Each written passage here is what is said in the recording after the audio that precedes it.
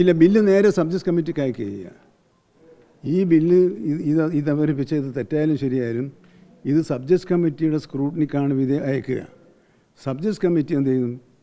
അവരുടെ മുമ്പിലെത്തുന്ന പരാതികളും അവർക്ക് തന്നെ അതിലെ അംഗങ്ങൾക്ക് തന്നെ ഉള്ള സംശയങ്ങളും ഗവൺമെൻറ്റിൻ്റെ വിശദീകരണവും എല്ലാം കേട്ടതിന് ശേഷമാണ് ഇതിലെ ശുപാർശകൾ അന്തിമമായി എടുക്കുക.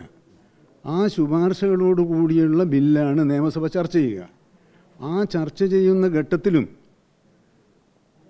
അംഗങ്ങൾക്ക് ഭേദഗതി അവതരിപ്പിക്കാം, ഗവൺമെൻറ്റിന് തന്നെ ഔദ്യോഗിക ഭേദഗതി അവതരിപ്പിക്കാം. അങ്ങനെ 3-4 അവസരങ്ങളുണ്ട്.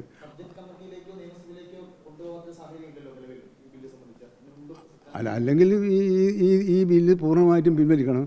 അങ്ങനെ പിൻവലിച്ചാൽ നിലവിലുള്ള ബില്ല് ഏതാണ് എന്ന് ദയവായി അവരെല്ലാം പരിശോധിക്കണം. അല്ല, പരാതികൾ കേൾക്കട്ടെ, എന്നിട്ട് നമുക്ക് ആലോചിക്കാമെന്നല്ലേ. അല്ലാതെ മുഖ്യമന്ത്രി വേറെ നിർദ്ദേശം പരാതിരഹിതമായി മുമ്പോട്ട് കൊണ്ടുപോകണമെന്നല്ലേ മുഖ്യമന്ത്രി തന്നെ ഉപദേശിക്കുള്ളൂ. അല്ലാതെ പരാതിയോടുകൂടി പരാതി നിലനിർത്തി കാര്യങ്ങൾ ചെയ്യണമെന്ന് ഏതെങ്കിലും ഒരു മുഖ്യമന്ത്രി ആരെങ്കിലും ഉപദേശിക്കുക? അല്ല, മുഖ്യമന്ത്രി നടത്തിക്കഴിഞ്ഞാൽ പിന്നെ അതിൽ കൂടുതൽ എന്താ വേണ്ടത്?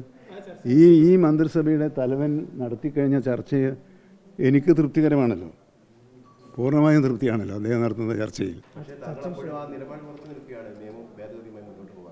അല്ല, ഭേദഗതി ഇത് മാത്രമല്ലല്ലോ. അല്ല, അതാണ് ഞാൻ നിങ്ങളുടെ ചോദിച്ചത്. ഈ ഭേദഗതി വേണോ വേണ്ടത്? മുഖ്യമന്ത്രി വേണ്ടെന്ന് പറഞ്ഞാൽ വേണ്ട. ഇപ്പോഴുള്ളത് തുടർന്നാൽ മതി എന്നാണോ, ഇതിൽ മാറ്റം വേണമെന്നാണോ പ്രശ്നം? അതാണ്. ഇപ്പോഴുള്ള നിയമത്തിൽ മാറ്റം വേണോ വേണ്ടേ? നിങ്ങൾക്ക് ചന്ദനം മുറിക്കാനുള്ള അനുവാദം വേണോ വേണ്ടേ? നിങ്ങൾക്ക് നിങ്ങളുടെ തൊടിയിലുള്ള മുള മുറിക്കാനുള്ള അവകാശം വേണോ വേണ്ടേ? അങ്ങനെ 6-7 ഭേദഗതി. അപ്പോൾ അത് ആ ഭേദഗതിയെക്കുറിച്ച് ഇങ്ങനെ പറയുന്നതിന് നമുക്ക് ഓരോന്നോരോന്നായിട്ട് വേണമെങ്കിൽ മാറ്റം വേണമെന്ന് ഞാനല്ല. 2019 ഈ ബില്ല് വന്നത്. 2019 അന്ന് നമുക്ക് മന്ത്രിസഭ ചർച്ച ചെയ്ത ബില്ലാണിത്. അപ്പോൾ അത് അടിസ്ഥാനപരമായി ഇപ്പോൾ ഈ ഭേദഗതി വേണ്ട, ഈ നില തുടരട്ടെ എന്നാണ് കർഷക സമൂഹം ആഗ്രഹിക്കുന്നുണ്ടെങ്കിൽ എനിക്കെന്താ വിരോധം? എനിക്കൊരു പിടിവാശിയില്ലല്ലോ, വേണ്ടെങ്കിൽ വേണ്ട.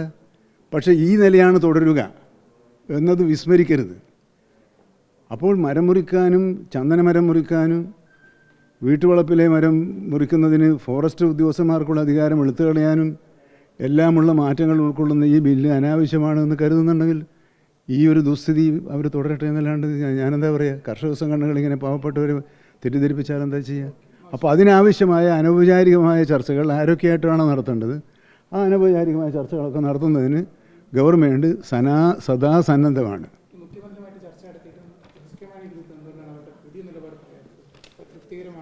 അല്ല, മുഖ്യമന്ത്രിയായിട്ടുള്ള ചർച്ച കഴിഞ്ഞതിന് ശേഷം തൃപ്തികരമാണെന്നാണല്ലോ അവർ പറഞ്ഞത്.